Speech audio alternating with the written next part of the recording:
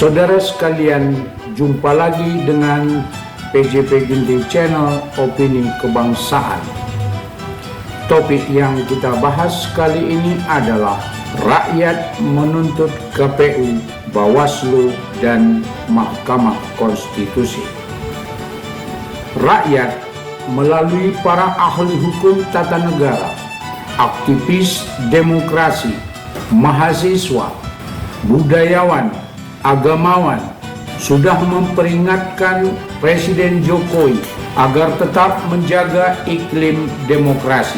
Jangan sampai ikut cawe-cawe terhadap Mahkamah Konstitusi untuk meloloskan Gibran sebagai cawapres.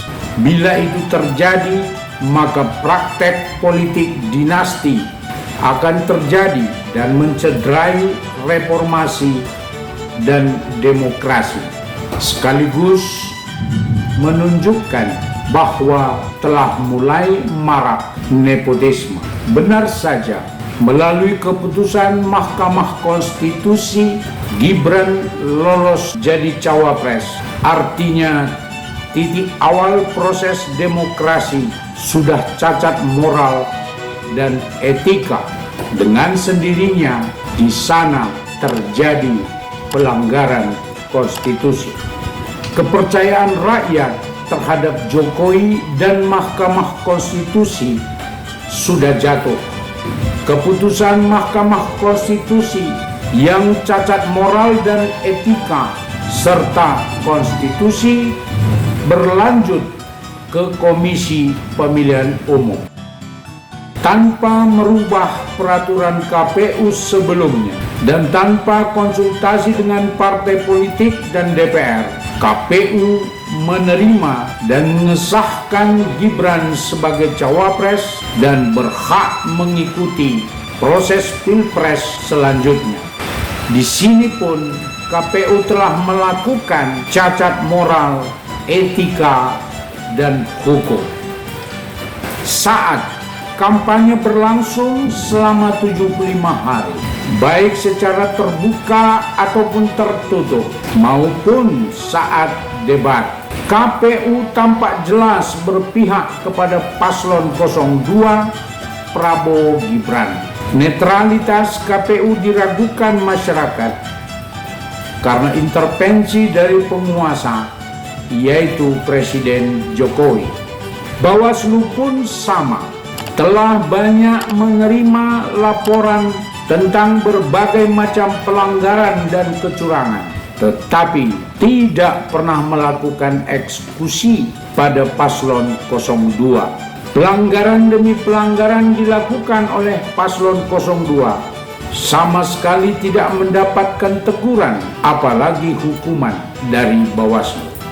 Masyarakat yakin ternyata Bawaslu pun telah diintervensi oleh kekuasaan Presiden Jokowi. Kini, coblosan sudah usai dan rakyat pemilih sedang menunggu hasil perhitungan manual dari KPU. Namun seiring dengan itu, tuduhan terhadap pemilu curang secara terstruktur, sistematif, dan masif makin kuat disuarakan tidak hanya oleh paslon 01 dan 03, tetapi oleh berbagai pihak. Rakyat sedang menuntut keseriusan, kesungguhan, dan perlakuan adil oleh KPU dan Bawaslu. Saking marah, rakyat sampai berani menuntut pembubaran KPU dan Bawaslu, karena kedua badan ini dianggap bekerja tidak lagi sesuai ketentuan undang-undang, tetapi melakukan keberpihakan terhadap paslon 02. Ketika nanti KPU mengumumkan hasil perhitungan manual untuk masing-masing paslon dan menentukan pemenangnya, yaitu paslon 02, dipastikan paslon 01 dan 03 menolak hasil pemilu tersebut.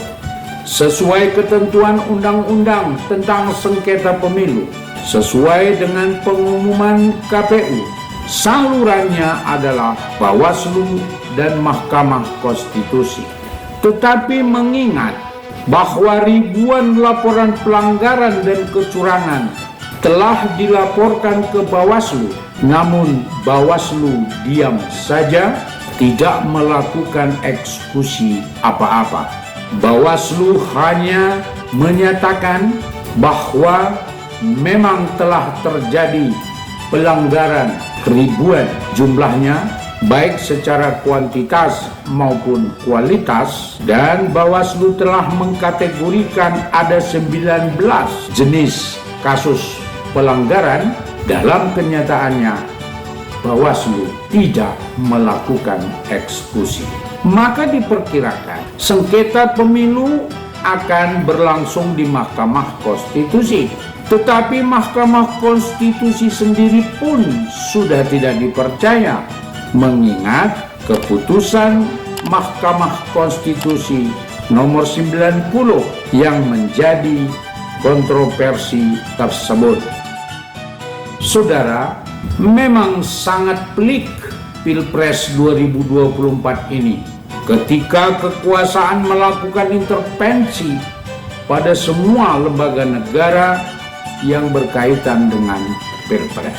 Menurut saya, tuntutan rakyat kepada KPU, Bawaslu, dan Mahkamah Konstitusi agar netral dan berlaku adil terhadap sengketa pemilu tidak akan tercapai. Hasil pemilu curang akan tetap berlaku. Pemenang tanpa legitimasi akan tetap berlangsung. Bagaimana menurut Anda? Tolong komentar Anda tuliskan di kolom komentar. Itu akan sangat berguna bagi kita semua. Saudara sekalian, demikian kajian kita kali ini. Sampai berjumpa di dalam video selanjutnya. Dan tetap pantau PJP Ginting Channel untuk konten-konten menarik lainnya. Jangan lupa untuk subscribe, like, komen, dan share, serta tekan lonceng notifikasi agar channel ini dapat kita besarkan bersama-sama. Terima kasih.